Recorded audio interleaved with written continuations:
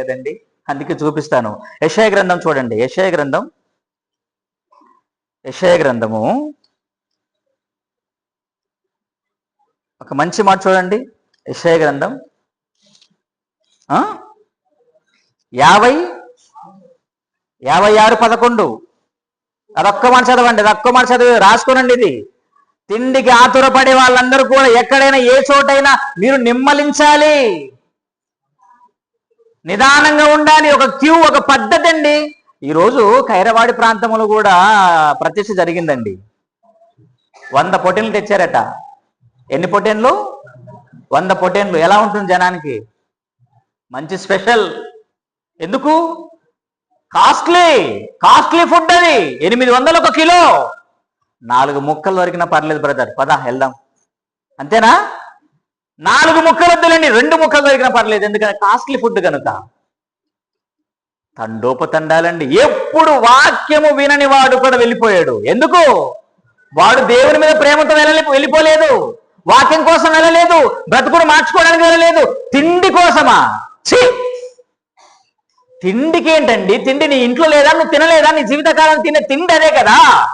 నువ్వు పుట్టింది మొదలుకొని చచ్చేంత వరకు తినే తిండి ఈ భూమి నుంచి పుట్టిన ఆహారమే.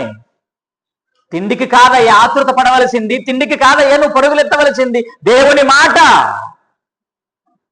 నీ బ్రతుకును సరిచేసేది, నీ బ్రతుకును మార్చేది, నిన్ను దైవంగా నిలవబెట్టేది ఇదిగో ఈ దివ్య గ్రంథములో ఉన్న లేఖనాలు. దానికోసం పరుగులు వేలకు వేలండి బాబు, తండోపతండాలు. అక్కడేమైనా క్యూ కట్టి ఏమైనా క్రమంగా వెళతారా? నాకు వెయ్యి బిచ్చాం దే అన్నట్టు ఉంటుంది అక్కడ పరిస్థితి. ఎంత ఉన్నతమైన వాడైనా అక్కడ భిక్షగాడిగా అడుక్కుంటాడు వెళ్ళి, అయ్యా నాకు అన్నం పెట్టండి అని. వెళ్ళి రాత్రిపూట చేసుకొని తినలేవా? దొరుకుతుందో లేదో. ఎందుకండి ఇదంతా మీకు? అందుకే ప్రశాంతం కూర్చున్నామండి 1/2 గంట. అవునా? ఎందుకు తొందరపాటు? ఎందుకు? ఏమండి, ఒక సేవకుడిగా నేను వచ్చానండి, మీకు వాక్యం చెప్పాను నిన్న. నేనే చివరిలో తిని వెళ్ళిపోయానండి. ఎంతవరకు ఉన్నాను తెలుసా? చివరి వరకు ఉన్నానండి. అందరు అయిపోయారు. ఉంటే తినాలి, లేదంటే లేదు. ఇక్కడ ఏమన్నాడు బైబిల్లో? కుక్కలు ఏం చేస్తాయట? ఇప్పుడు తిండికి ఆతృత పడే వారిని ఏమంటారు చెప్పండి? మీరే సాక్ష్యం మీరే ఇవ్వండి, నేనేం చెప్పలేను. తిండికి ఆతురంగా పరుగులెత్తేవారిని ఏమనాలి? మనుషులా, కుక్కలా? మనిషిగా ఉండండి, మనుషులుగా బ్రతకండి. ఆ రోజు నోవహు వారి కాలములో ఉన్న ఆ మనుషులు, ఆ కుక్కలు ఎలా ఉన్నారట? తిండి. అవునండి.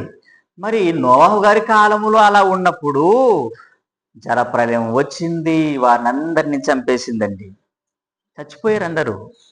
మీరు 7వ అధ్యాయం మొత్తం చదువుకుంటే అందరూ చచ్చిపోయారు. మరి మనుష్య కుమారుని దినాల్లో కూడా ఇలానే ఉంటారా? అదే కదా మన క్వశ్చన్. మనుష్య కుమారుని దినాల్లో కూడా అలానే ఉంటుందా? అవును. అప్పటికి ఇప్పటికి ఏ తేడా లేదు.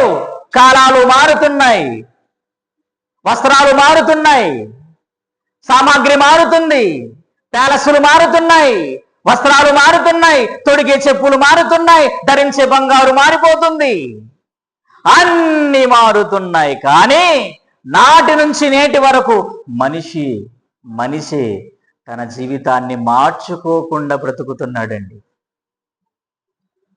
చెప్పాడు ఆయన, భవిష్యత్తు చెప్పాడు ఆయన. ఏమని చెప్పాడు భవిష్యత్తు ఆయన? చదవండి ఇప్పుడు ఆ మాట. లోకా సువార్త 2 మాట చూసుకుని ముగించుకుందాం. లోకా సువార్త 17వ అధ్యాయము 26-27. నోవాహు దినములలో జరిగినట్టు మనుష్య కుమారుని దినములలోనూ జరుగును. అంతే, డౌటే లేదన్నాడు యేసుప్రభు కాలములో కూడా తిండి కోసం వెంబడించారండి. తిండి కోసం ఆయన చెప్పే మాట ఎవరు పట్టించుకోలేదట. యోహాను సువార్త 6వ అధ్యాయము 26 లేదా 25 మీరు చూస్తే, అయ్యా ప్రభువా ఎప్పుడు నువ్వు ఇక్కడ వచ్చితివి? అమ్మో అంత ప్రేమే. ఆయన తెలియజేసే మాట వినడానికా? పదాలు మాట్లాడుతున్నది కాదు. ఆయన పెట్టి రొట్టె ముక్కలు, ఆయన పెట్టి చేపలు తిని హాయిగా కడుపు నించుకొని నిద్రపోయేవారు కొందరైతే, దేవుని మాట మీద శ్రద్ధ నిలపక పడుకునేవారు మరికొందరైతే, అలాంటి వారు ఉన్నారండి ఆ రోజు కూడా. అందుకే యేసుప్రభు అన్నాడు, ఏమి తిందుము, ఏమి త్రాగుదుము, ఏమి ధరించుకుందుమని చింతింపకుడే. మీ తిండి కంటే మీ ప్రాణం గొప్పది, మీ వస్త్రము కంటే మీ దేహం గొప్పది. వాటి కోసం ప్రాకులాట. అవునండి, నోవహు కాలం మొదలుకొని యేసుక్రీస్తు కాలం వరకు తిండి తిండి తిండి తిండి. ఈరోజు అండి చేపలు ఎక్కువ కనిపించేది ఏవే చేపలు కనపడుతుంటాయి మనకు బయట? హోటల్స్ బాగా డెవలప్మెంట్ అవుతున్నాయి, అవునా? హోటల్ తర్వాత షాపులు, వస్త్రాలకు సంబంధించిన షాపులు, తర్వాత పానీయాలు. ఈ మూడండి మెయిన్ ఇంపార్టెంట్ ఇవి. ఒకటి వస్త్రాలు, రెండు తాగే పానీయాలు, మూడు తిండి. హోటల్స్ లేవా ఇప్పుడు? రోడ్డు మీద హైవే ఉందంట, హైవే ఉంటే చాలండి, హైవే మీద అంతా హోటల్సే. ఎందుకంటే తిండి ఎక్కువైపోయింది.